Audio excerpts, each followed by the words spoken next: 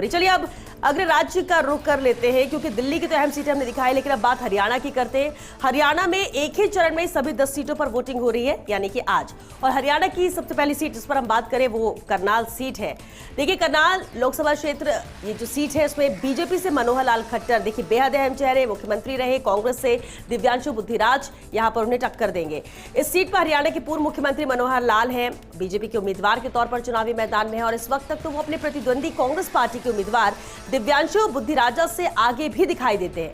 हालांकि दिव्यांशु बुद्धिराजा उन्हें कड़ी टक्कर देने की कोशिश कर रहे हैं, लेकिन वो पहली बार चुनावी मैदान में उतरे हैं, इसलिए उनकी राह इस सीट पर आसान दिखाई नहीं देती है। युवा चेहरे के तौर पर वे पूर्व सीएम को चुनौती दे रहे हैं। बावजूद इसके पूर्व सीएम मनोहर लाल के राजनीतिक अनुभव के सामने दिव्यांशु बुद्धिराजा कमजोर दिखाई देते हैं, जिसकी वजह से ही इस सीट पर बीजेपी अभी आगे दिखाई दे रही है। लेकिन बेहद अहम ये मुकाबला जरूर रहेगा करनाल सीट पर। और चलिए 2014-2019 के भी वोट शेयर देख लेते हैं, रुक करते दीपिका का। बिल्कुल श्वेता, एक तरफ तो भारतीय जनता पार्टी का एक्सपीरियंस सामने नजर आ रहा है, तो दूसरी तरफ कांग्रेस पार्टी का एक्सपेरिमेंट दिखाई दे रहा है। कौन सा कमाल करेगा ये दिखाई देगा आगे आने वाले वक्त में, 4 जून को साफ होगा। लेकिन बहरहाल हम 4 जून के से पहले अपने दर्शकों को बता देते कि यहाँ पर किस तरीके से वोटिंग पैटर्न रहा है। 2014-2019 में किस तरीके से किस प्रत्याशी ने जीत हासिल की थी, तो बात सबसे पहले 2014 की कर लेते हैं। तो बताएं आपको कि अश्विनी कुमार को मैदान में उतारा गया भारतीय जनता पार्टी की तरफ से, 49.96% वोट शेयर के साथ ये जीत गए थे। लेकिन दूसरी तरफ कांग्रेस पार्टी के अरविंद कुमार शर्मा को हार का सामना करना पड़ गया था। 19.71% इनका वोट शेयर रहा था। काफी ज्यादा गैप, काफी ज्यादा यहां पर मार्जिन आपको दिखाई देगा। बड़ी जीत बीजेपी के प्रत्याशी ने हासिल की। अब 2014 के बाद 2019 का जिक्र करना बहुत जरूरी है, जिससे कि बेहतर तरीके से समझ आए। आप देखिए कितना ज्यादा भारतीय जनता पार्टी के प्रत्याशी ने गेन किया। यहां पर संजय भाटिया को मैदान में उतारा गया, हालांकि प्रत्याशी जरूर बदला, लेकिन प्रत्याशी बदलना फायदेमंद रहा, क्योंकि 70.08% वोट शेयर यहां पर बीजेपी के प्रत्याशी का रहा। तो दूसरी तरफ वही जो पिछली बार प्रदर्शन कांग्रेस पार्टी का रहा, इस बार भी यही नजर आया, क्योंकि कुलदीप शर्मा को मैदान में कांग्रेस पार्टी ने उतारा। सिर्फ 19.64% इनका वोट प्रतिशत रहा, यानी कि टक्कर भी नहीं दे पाए और करारी हार का सामना करना पड़ गया कांग्रेस को।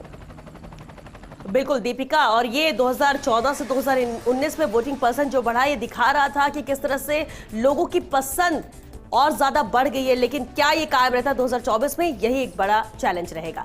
चलिए अगली सीट सोनीपत लोकसभा सीट है, और इस सीट पर बीजेपी ने मोहनलाल बड़ौली को मैदान में उतारा है। कांग्रेस से सतपाल ब्रह्मचारी उन्हें टक्कर देंगे।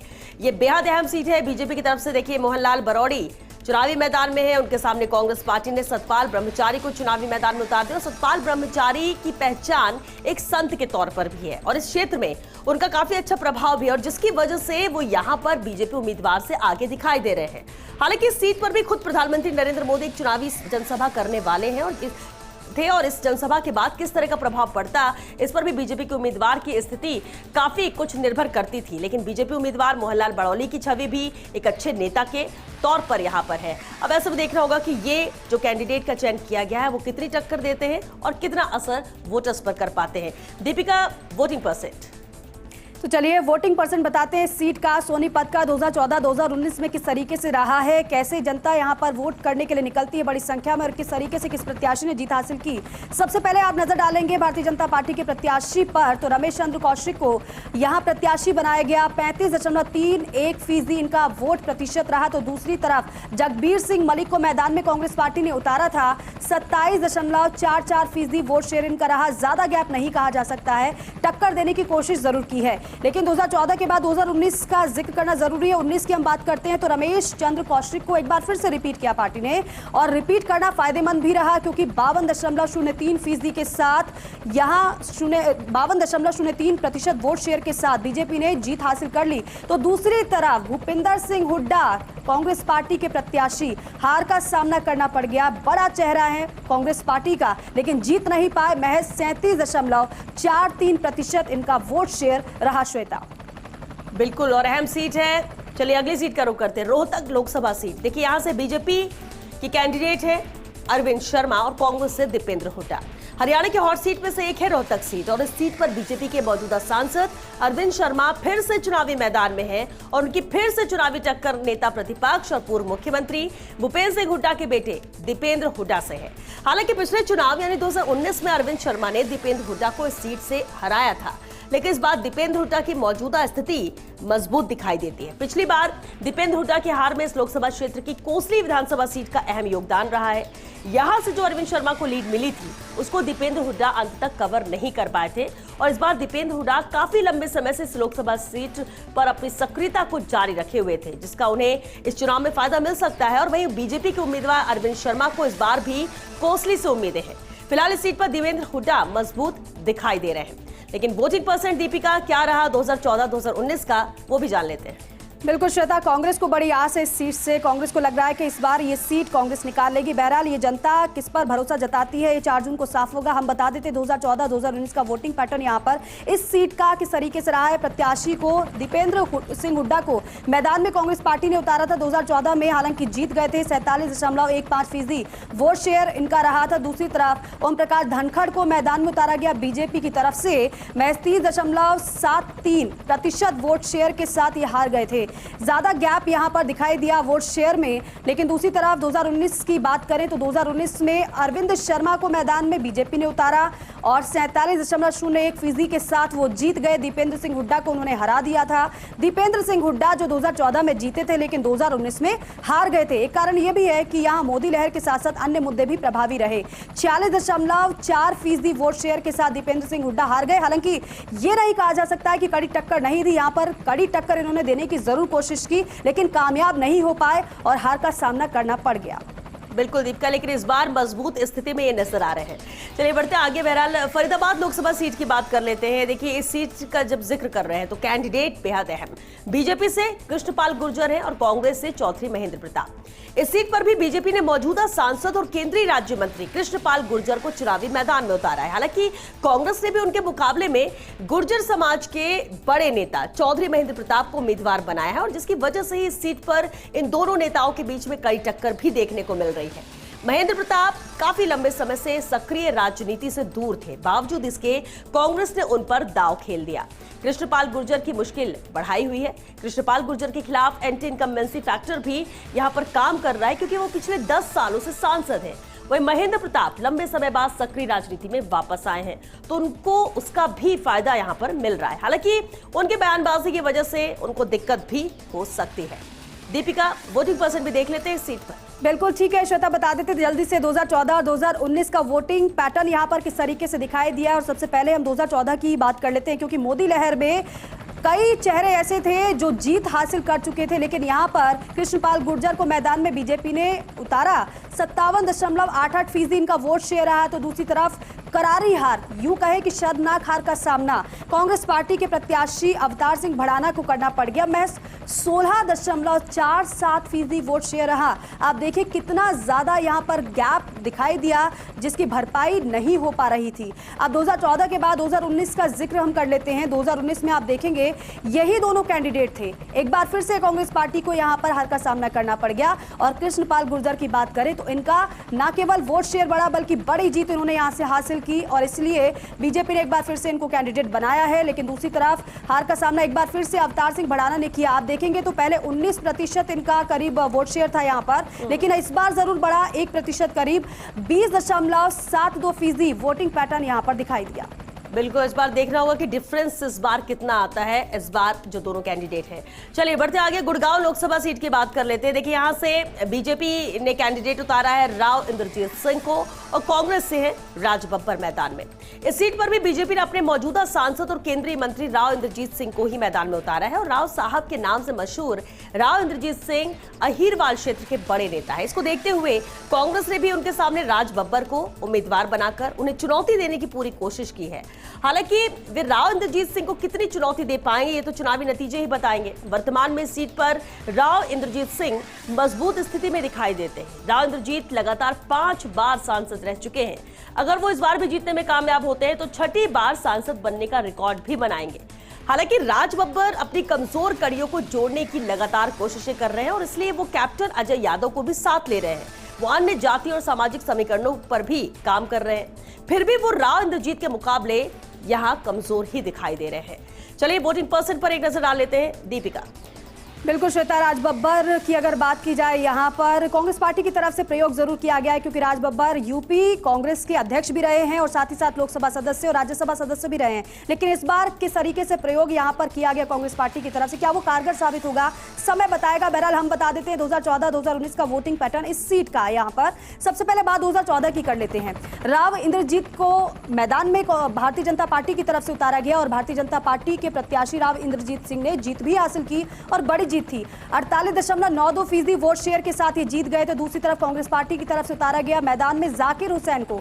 जाकिर हुसैन टक्कर नहीं दे पाए राव इंद्रजीत सिंह को और महज 28.08% वोटिंग शेयर इनका रहा है। लेकिन 2014 के बाद 2019 की हम बात कर लेते हैं। यहां पर आपको समझ आएगा कि कितना ज्यादा मजबूत भारतीय जनता पार्टी इस सीट पर है। राव इंद्रजीत सिंह को एक बार फिर से मैदान में उतारा गया, बीजेपी की तरफ से रिपीट किया गया प्रत्याशी, और वो सही भी रहा, क्योंकि यहां पर राव इंद्रजीत सिंह जीत गए 60.94% वोट शेयर के साथ। दूसरी तरफ कैप्टन अजय सिंह को मैदान में कांग्रेस पार्टी ने उतारा, लेकिन वही नतीजा रहा, एक बार फिर से हार का सामना कांग्रेस को करना पड़ा। प्रत्याशी जरूर बदला, लेकिन यहां पर जो जीत के मंसूबे से उतरे थे वो मंसूबे कामयाब नहीं हो पाए। 34.24% वोट शेयर के साथ हार गए कैप्टन अजय। बिल्कुल, और राव इंद्रजीत मजबूत नजर आ रही है। बहरहाल रुख अगली सीट का कर लेते हैं, सिरसा लोकसभा क्षेत्र। देखिए, अब इस सीट पर बात करें तो बीजेपी से यहां मैदान में अशोक तंवर है और कांग्रेस से कुमारी शैलजा। सिरसा लोकसभा क्षेत्र में बीजेपी ने हरियाणा कांग्रेस के पूर्व अध्यक्ष और आप पार्टी को छोड़कर बीजेपी में शामिल हुए डॉक्टर अशोक तंवर को उम्मीदवार बनाया, जबकि कांग्रेस की तरफ से हरियाणा कांग्रेस की पूर्व अध्यक्ष कुमारी शैलजा को मैदान में उतारा है।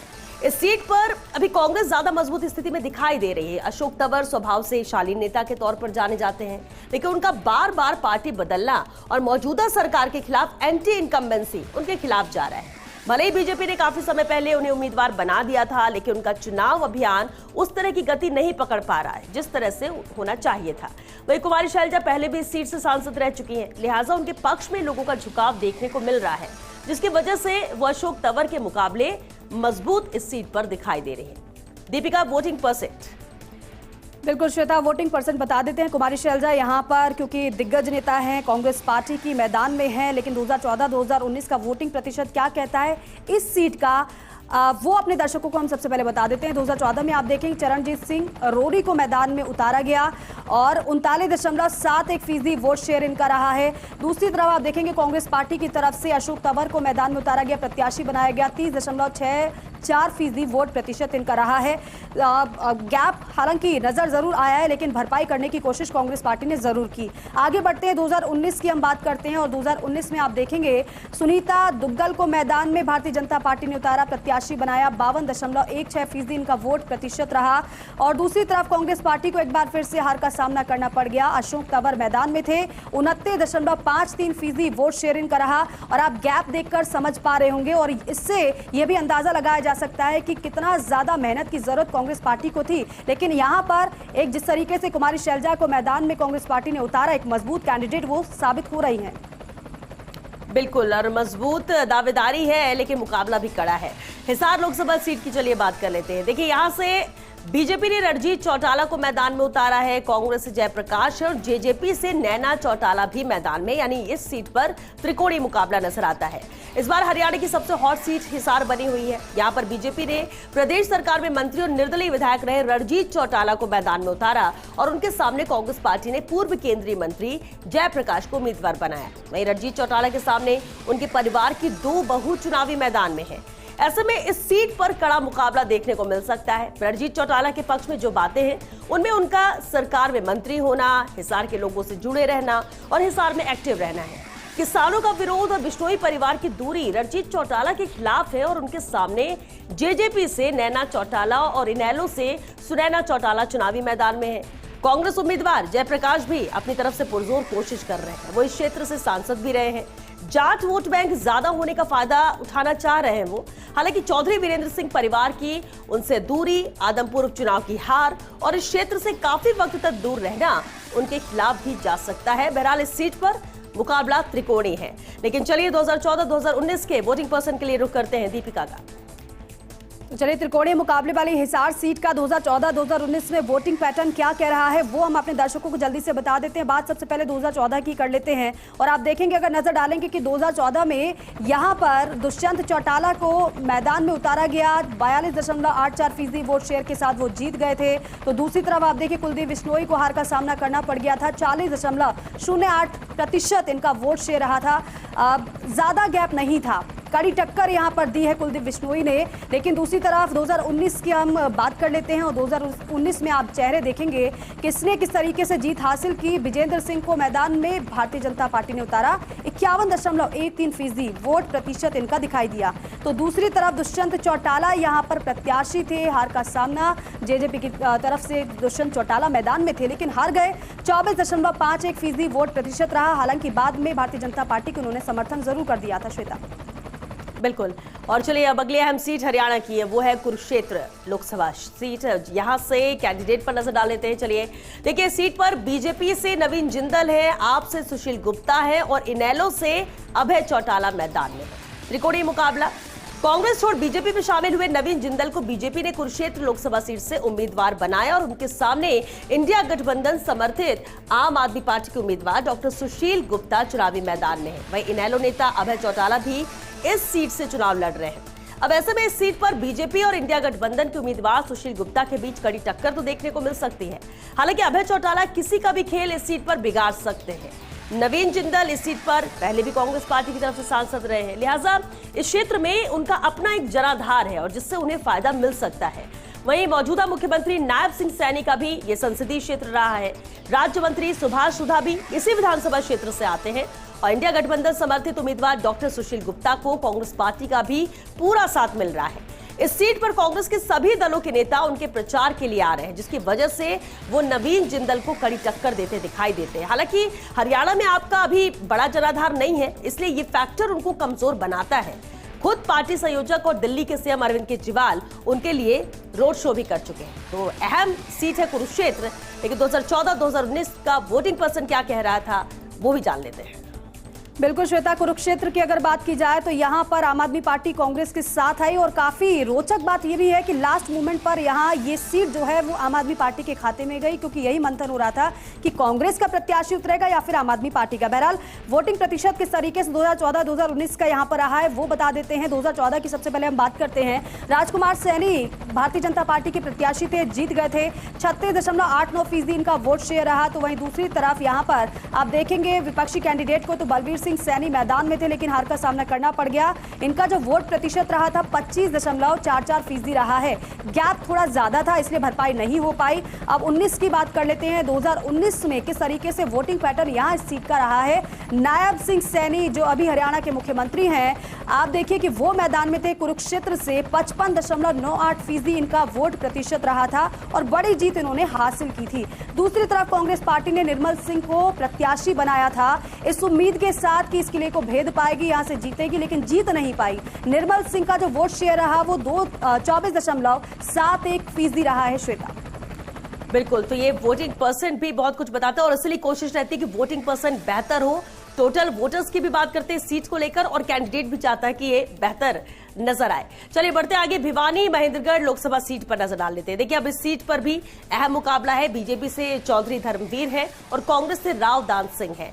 इस सीट पर भी बीजेपी की तरफ से मौजूदा सांसद ही हैं। चौधरी धर्मवीर को उम्मीदवार बनाया है, जबकि उनके सामने कांग्रेस उम्मीदवार राव दान सिंह है, जो पहली बार लोकसभा चुनाव के रण में उतरे हैं और इस सीट पर कांग्रेस और बीजेपी में सीधी टक्कर देखने को मिल सकती है।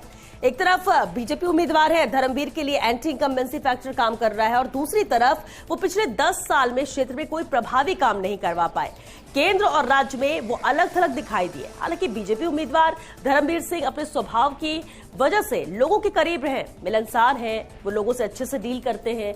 वही राव दान सिंह भी मिलनसार हैं और सबसे बड़ी बात, नए चेहरे हैं।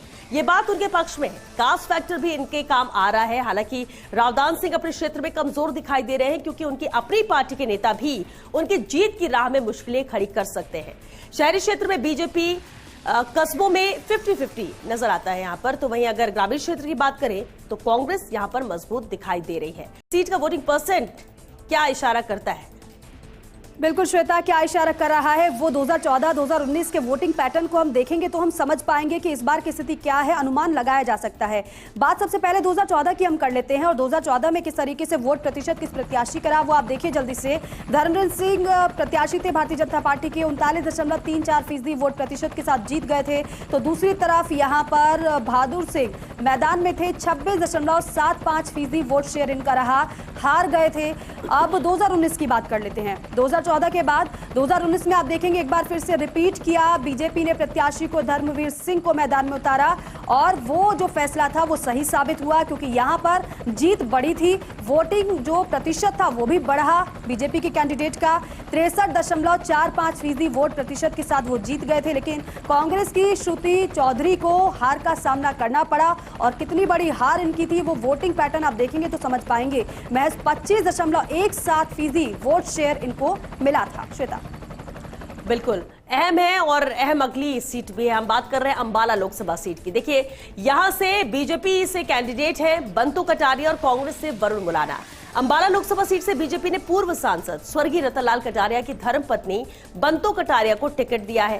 कांग्रेस ने उनके सामने विधायक वरुण मुलाना को चुनावी मैदान में उतारा है। राजनीतिक जानकारों के मुताबिक इस सीट पर बीजेपी कांग्रेस से अभी आगे दिखाई दे रही है। बीजेपी के लिए प्लस पॉइंट यह है कि हरियाणा के मुख्यमंत्री नायब सैनी का विधानसभा क्षेत्र अंबाला लोकसभा क्षेत्र में आता है और इसके अलावा कैबिनेट मंत्री कंवरपाल गुर्जर, राज्य मंत्री असीम गोयल, विधानसभा स्पीकर ज्ञानचंद गुप्ता और पूर्व गृह मंत्री अनिल विज का विधानसभा क्षेत्र भी इसी सीट के तहत आता है। ऐसे में ये सभी नेता बीजेपी उम्मीदवार बंतु कटारिया की नैया पार लगा सकते हैं। इसके अलावा अगर बंतु के पति स्वर्गीय रतनलाल कटारिया की छवि भी मिलनसार नेता के तौर पर थी और ऐसे में लोगों की सहानुभूति का एक फैक्टर भी है जो उनके पक्ष में जा सकता है। प्रधानमंत्री नरेंद्र मोदी भी इस सीट पर जनसभा करने वाले थे और ऐसे में इसका लाभ भी बंतु कटारिया को मिल सकता है। इस जनसभा का कांग्रेस उम्मीदवार वरुण मुलाना भी साफ छवि के नेता के तौर पर जाने जाते हैं, लेकिन उन्हें सीट पर खुद की पार्टी के नेताओं का उतना साथ नहीं मिल रहा है जितना मिलना चाहिए। बीजेपी के खिलाफ जाने वाले किसानों के फैक्टर से उन्हें सीट पर फायदा मिल सकता है। हालांकि आने वाले दिनों में चुनावी माहौल क्या बनता है उस पर भी काफी कुछ निर्भर करता, लेकिन जिस तरह से लगातार ये सक्रिय रहे हैं, आखिरी मोमेंट तक डोर टू डोर कैंपेनिंग की और ऐसे में माना जा रहा है कि टक्कर तो दे रहे हैं लेकिन फायदा किसे मिलता है ये वोटर आज तय कर देगा। बहरहाल 2014-2019 का वोटिंग पर्सन क्या कह रहा है इस सीट को लेकर, दीपिका? बिल्कुल इस बार बंतु वर्सेस वरुण का मुकाबला तो आपने बताया किस तरीके से रहने वाला है, लेकिन हम बता देते हैं अपने दर्शकों को 2014 और 2019 का वोटिंग पैटर्न यहां पर इस सीट का किस तरीके से दिखाई दिया है। सबसे पहले बात 2014 की कर लेते हैं। रतनलाल कटारिया यहां पर भारतीय जनता पार्टी के प्रत्याशी थे, 50.54% इनका वोट प्रतिशत रहा। तो दूसरी तरफ कांग्रेस पार्टी के प्रत्याशी राजकुमार वाल्मीकि को हार का सामना करना पड़ गया, 22.46% वोट शेयर के साथ वो हार गए थे। काफी ज्यादा गैप यहां पर नजर आया और इससे समझ आता है कि उतनी ज्यादा कड़ी टक्कर नहीं दे पाए बीजेपी को जितनी देनी चाहिए थी। मुसीबतें नहीं बढ़ा पाए, लेकिन आगे बढ़ते हैं और देखते हैं कि 2019 में क्या कांग्रेस के प्रत्याशी ने भारतीय जनता पार्टी की मुसीबतें बढ़ाने की कोशिश की और की तो फिर कितना वो कर पाए, कितना कामयाब हो पाए। आप देखेंगे एक बार फिर से रतनलाल कटारिया बीजेपी के प्रत्याशी से रिपीट किया गया भारतीय जनता पार्टी की तरफ से प्रत्याशी को और यहां पर 56.72% वोट शेयर के साथ रतनलाल कटारिया जीत गए थे। लेकिन यहां कांग्रेस पार्टी ने प्रत्याशी बदला, प्रयोग भी किया। कुमारी शैलजा अपने बड़े चेहरे को मैदान में उतारा, लेकिन बड़ा चेहरा कोई कमाल नहीं कर पाया। महज 30.71% वोट शेयर रहा कुमारी शैलजा का और हार गई थी। श्वेता, बिल्कुल दीपिका, तो ये अंबाला सीट के साथ ही ये हरियाणा की जो अहम सीटों का हम जिक्र कर रहे थे वो यहाँ पर खत्म होती है। लेकिन देखिए दिल्ली हरियाणा की तो हमने बात की, लेकिन अहम राज्य उत्तर प्रदेश है और कहते भी है दिल्ली का रास्ता उत्तर प्रदेश से होकर जाता है। सभी चरणों में उत्तर प्रदेश की अहम सीटें हैं और आज के चरण में भी उत्तर प्रदेश की कई अहम सीटें हैं, कई अहम चेहरे हैं जिनके साथ दांव पर है, उसे भी हम विस्तार से आपको बताएंगे। लेकिन फिलहाल एक छोटे से ब्रेक के लिए यहाँ रुकेंगे, जल्द लौटेंगे इस ब्रेक के बाद।